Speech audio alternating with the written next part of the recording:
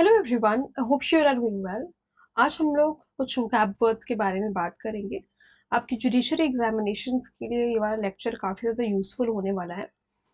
आज हम कुछ वर्ड्स सीखेंगे, उनका मीनिंग, कैसे उन वर्ड्स से हम सेंटेंसेस बना सकते हैं। ये सारी बातें आज हम इस वीडियो में देखेंगे, तो अंत तक बने रहिएगा। हर एक वर्ड को हम लोग बहुत ही आसानी से और सिंपल लैंग्वेज में समझने वाले हैं। सबसे पहला वर्ड हमारे पास है स्पेकल, जिसका मतलब होता है डॉटेड।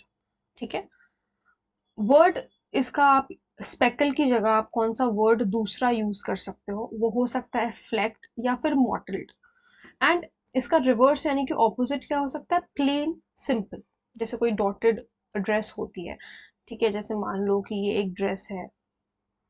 आई डोंट नो ये कितना ड्रेस लग रहा है, नहीं लग रहा है, बट समझ लो, ठीक है, अंडरस्टैंडिंग के लिए। ये इस तरीके से, जैसे हम जिसे हम पोल्का डॉट्स भी कहते हैं, ठीक है, ये इस तरीके से डॉट्स वगैरह जो है अगर इस ड्रेस पे बने हुए हैं तो दैट इज कॉल्ड, हम कहेंगे कि ये ड्रेस जो है स्पेकल्ड है। ठीक है, तो ये बात हो गई इसका। और अगर ऐसे उसके अलावा अगर कोई चीज सिंपल है तो उसे हम प्लेन या सिंपल कह सकते हैं। मतलब स्पेकल का अगर हमें उल्टा बोलना हो, तो ऑपोजिट बोलना हो, तो इसका सेंटेंस किस तरीके से बन सकता है, हर dress was speckled beautifully and glossy. ठीक है, कहा गया है सेंटेंस में, क्या कहा गया है कि उसकी जो ड्रेस है वो काफी ज्यादा खूबसूरती से स्पेकल्ड थी या डॉटेड थी और ग्लॉसी थी, शाइन कर रही थी। ठीक है, सेकेंड वर्ड है फ्लरी। फ्लरी का मीन्स होता है कमोशन। अगर बहुत ही सिंपल लैंग्वेज में मैं ऐसे आपको समझाऊं तो इसका ये मतलब है कि भीड़ भड़क्का बहुत है। ठीक है, भीड़ बहुत है कहीं पर, कमोशन है इतना ज्यादा, मतलब कंजस्टेड है चीजें। तो इसका वर्ड टर्मोइल हो सकता है या आउटब्रेक हो सकता है। इसके अलावा जो हम यूज कर सकते हैं यानी कि इसका सिनोनिम। और रिवर्स अगर हम इसका करेंगे, ऑपोजिट अगर हम लिखना चाहेंगे तो हम लिखेंगे काम या फिर पीस। इसका सेंटेंस क्या हो सकता है, आफ्टर द कोरोना आउटब्रेक। जब मतलब कोरोना का आउटब्रेक हुआ, जब कोरोना आया, there was no flood in the markets, तो कोई भी ऐसी भीड़ नहीं थी मार्केट्स में। तो ये इसका सेंटेंस है। Then quandary. Quandary means delicate situation. ठीक है, काफी डेलिकेट, बहुत आदमी डरा हुआ है, ठीक है, सीरियस सिचुएशन है, आप ये कह सकते हो। जिसमें आप वर्ड डिफिकल्टी, इसका सिनोनिम हो सकता है डिलेमा, हो सकता है डरा हुआ इंसान है किसी चीज को लेकर के। रिवर्स इसका एडवांटेज हो सकता है या बून हो सकता है। सेंटेंस किस तरीके से बनेगा, in the amusement ride I found myself in a quandary situation. कैसे आप जब किसी ऐसे झूले पर बैठते हो, ठीक है, आप किसी पार्क पर घूमने जाते हो, कोई ऐसा अगर अगर बहुत ऐसे ऊंचाई पर कोई झूला है तो आपको एक थोड़ा सा डर जो महसूस होता है, वो एक डेलिकेट सिचुएशन होती है उस वक्त, उसे हम क्वांडरी कह सकते हैं, क्वांडरी सिचुएशन कह सकते हैं। जो भी मैं सेंटेंसेस आपको बताती जा रही हूँ वो आप इमेजिन अगर करते चलेंगे ना तो आपको बेहतर समझ में आएगा। और अगर आप ये वीडियो देख रहे हैं तो मेरी आपसे रिक्वेस्ट है कि आप लोग एक पेन और पेपर लेकर के बैठिए, या कोई कॉपी जो आपने बनाई हो अपने इंग्लिश के लिए, उसमें ये सारे वर्ड्स आप नोट करते चलिए, ताकि आपको समझ में आएगा कि आगे चल के ये वर्ड्स आपके लिए बहुत ज़्यादा हेल्प करेंगे आपके एग्जामिनेशन के लिए। Then plebeian means native. Native जो वहीं उसी जगह का रहने वाला हो। ठीक है, वर्ड इसका लोकल हो सकता है, इंडिजीनियस हो सकता है। एंटेनियम क्या हो सकता है या इसका रिवर्स क्या हो सकता है, अनकॉमन या फिर डिफरेंट है। जैसे कि हमारे अगर इंडिया में कोई अगर बाहर से आता है तो हम उसे अनकॉमन कहेंगे, बाहर से मतलब फॉरेन से अगर आता है तो हम उसे अनकॉमन कहेंगे। लेकिन हमें क्या कहा जाएगा, हमें नेटिव कहा जाएगा। हम अगर लखनऊ में रह रहे हैं, हम कानपुर में रह रहे हैं, हम आगरा में रह रहे हैं, तो हमें वहां का नेटिव कहा जाएगा। तो सेंटेंस क्या बनेगा, she is a plebeian writer. ठीक है, वो मतलब एक नेटिव राइटर है, यही रहती है, और she writes over here. Okay, now overt. Overt means obvious, मतलब ये चीज तो देखने से ही समझ में आ रही है, ऑब्वियस है कि ऐसा ही हुआ होगा या ऐसा ही होगा। वर्ड क्या है, अपेरेंट। इसका वर्ड अपेरेंट हो सकता है या सिनोनिम इसका अपेरेंट हो सकता है या डेफिनेट हो सकता है, कोई चीज डेफिनेटली ऐसी ही है। ठीक है, ऑपोजिट क्या हो सकता है, ऑब्सक्योर हो सकता है या अनसर्टन हो सकता है। या अनसर्टन का मतलब है जैसे हम नहीं बता सकते सर्टेनली ऐसा हो सकता होगा या नहीं होगा, हम नहीं कह सकते कुछ भी ऐसा अनसर्टन, कोई ऐसा फ्यूचर इवेंट है जिसके बारे में हम कुछ भी नहीं बता सकते, तो वो इसका उल्टा हो जाएगा ओवर्ट का।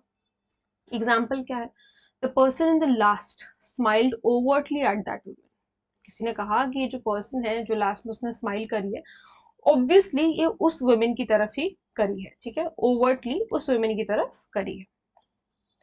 देन मेडलसम, मेडलसम मीन्स इंटरफेयरिंग, कोई बात कर रहा है, आपने एकदम से इंटरफेयर कर दिया उसकी बातों में, ठीक है, एकदम से बेगानी शादी में अब्दुल्ला दीवाना वाला, ठीक है, मतलब कोई दो लोग आपस में बात करें, ये सिर्फ जो भी कुछ मैं बोल रही हूँ सिर्फ आपको समझाने के लिए, ताकि आपके दिमाग में बात एक बार में चली जाए, आपको समझ में आ जाए कि इस वर्ड का ये मतलब होता है, ठीक है। मेडलसम इंटरफेयरिंग, इसका वर्ड इंट्रूसिव हो सकता है या मेडलिंग भी हम कहते हैं। ऑपोजिट इसका अवॉइडिंग हो सकता है या डॉजिंग हो सकता है। अब एक व्यक्ति हो सकता है जो इंटरफेयर कर रहा है, एक व्यक्ति ऐसा है जो कि अवॉइड कर रहा है, तो वो उसका ऑपोजिट है। अवॉइड कर रहा है मतलब देख रहा है कि सामने दो लोग बात कर रहे हैं, उसके ही बारे में बात कर रहे हैं, बट उसको नहीं कुछ बोलना, तो वो अवॉइड कर रहा है उन सब चीजों को। एग्जाम्पल क्या हो सकता है, शी मेड अ मेडलसम स्टेटमेंट, उसने एक इंटरफेयरिंग स्टेटमेंट बोला, ठीक है, इंटरफेयर करने के लिए स्टेटमेंट बोला। देन लैविश, जिसे हम वेस्टफुल कह सकते हैं, वर्ड एक्स्ट्रावेगेंट या प्रोफलिगेट भी हम इसे कहते हैं। जैसे लोग कहते हैं ना काफी लैविश लाइफस्टाइल है, जिनके पास बहुत ज्यादा पैसा होता है, rich, they are very rich, है ना, तो एक लैविश, लेकिन इसका जो मीनिंग है वो वेस्टफुल है, जैसे हम एक्स्ट्रावेगेंट या प्रोफलिगेट भी कह सकते हैं। ऑपोजिट इसका इकोनॉमिकल हो सकता है या मीन हो सकता है, ठीक है। एग्जाम्पल क्या है, he came to grief because of his lavish dating habits, ठीक है, वो मतलब एक ग्रीफ, उसको बहुत ज्यादा दुख हुआ इस बात का कि किस किस वजह से, इस वजह से क्योंकि जो ये इसकी डेटिंग की जो हैबिट्स हैं, वेस्टफुल सी हैबिट्स जो हैं, वेस्ट हैबिट्स जो हैं डेटिंग की, इस वजह से जो है उसको बड़ी प्रॉब्लम हुई। मेमोथ का मतलब होता है ह्यूज, ह्यूज, ठीक है। सिमिलर वर्ड इसका एनॉर्मस हो सकता है या गैरगेटियन हो सकता है। ऑपोजिट इसका लिटिल हो सकता है या मिनिएचर हो सकता है। कोई बहुत बड़ी ऐसी ग्रैंड सी चीज है उसको हम मेमोथ कहेंगे।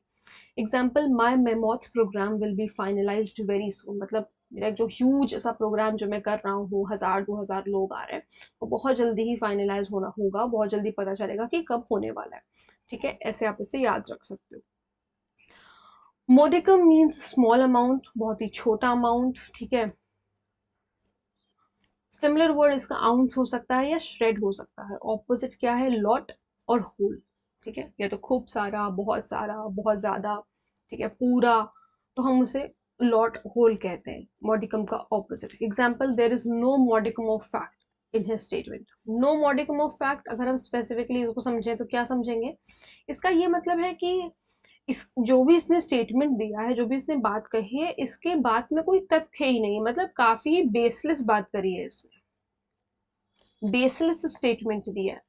तो हम ये ना बोल के अगर हम ये बोले तो हमारा इंप्रेशन अच्छा पड़ेगा भैया, तो ये बात आपको समझनी होगी। इसी को कहते हैं अपने वोकैब को स्ट्रॉन्ग करना, ठीक है।